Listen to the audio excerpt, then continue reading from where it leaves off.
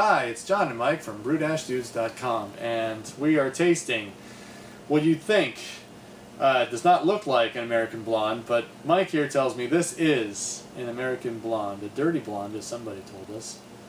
But this is not a blonde. Why? What is this? What is this? Is this another mystery ingredient beer? What's going on, Michael?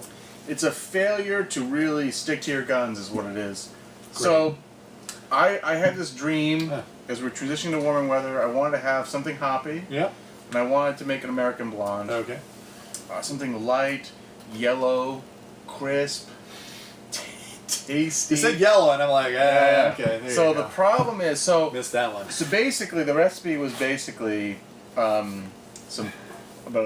base was going to be about 50-50 Pilsner, American two-row, classic for I just like that combination. That kind of puts an American component to it. There's going to be a little aromatic malt, and I think a touch of like light Munich malt just to kind of develop a little bit of breadiness in the back, like 10% Munich malt. Okay. And then a half a pound of aromatic. Okay. Just to make some complexity. The problem is when I went to the store, they didn't have any aromatic malt, or at least I couldn't find it, and I was kind of in a rush. They didn't have it. I've been there before. So, so this happens to me a lot.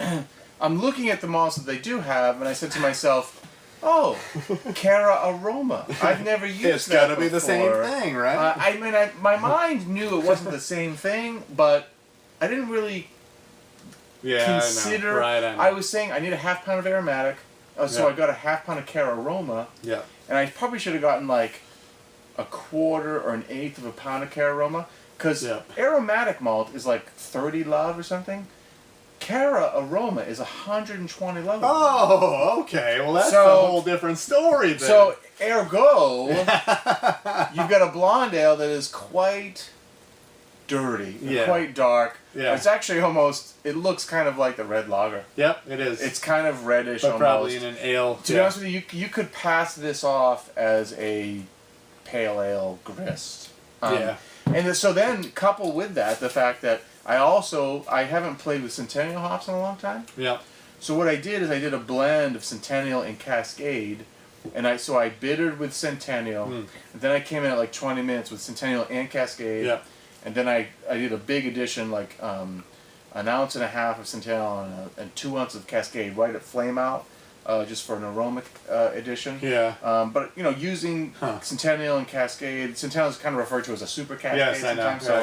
So boom, just put it all together. I just want to kind of make something very American, very citrusy, whatever. And I want to try to get away from Falconer's Flight, even though I have a love affair with that hop blend. Yeah. Let me just see what Centennial and Cascade taste like together in an American blonde ale. Unfortunately, she dyed her hair red. Yeah. So or at least light brown. Something. Yeah.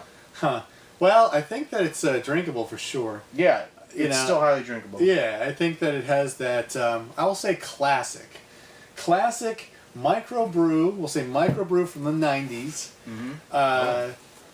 cascade bitterness with a touch of what we've come to know as, the cascade sort of grapefruity fruitiness at the end there. Yep. And that's what I'd say is the big difference between this and your red lager. Your red lager was clean, refined. There was bitterness there with the hops, but there wasn't, the more complex fruitiness that you get at the end and that lingers on your palate after, each swallow. So, I think this is, it doesn't, you say it's one thing, it's not it. No, it's not. You gotta say it's something else. I just changed the name of it to American Ale, done. American Ale. Yeah, no, at this point it really is an American pale ale. Yeah. It's I could call it a spring hop ale or something. I mean, it would work really well. It's a highly drinkable, very enjoyable beer. I mean, I'm the brewer, so maybe I shouldn't be saying that, but the reality is, the beer came out great. It's just not what I was going for. I know. But now I need to come up with another yellow beer. That's all. But you know what? What this teaches me is that the best yellow beer that I have in my portfolio, my bag of tricks, is American Cream Ale. Yeah. Don't fuck with it. Don't screw with that. Don't screw with that. Just go with what you know. This came out great, but it's not what I was looking for. So. This video just became PG-13. Just PG-13. We'll put that as a disclaimer. Yeah.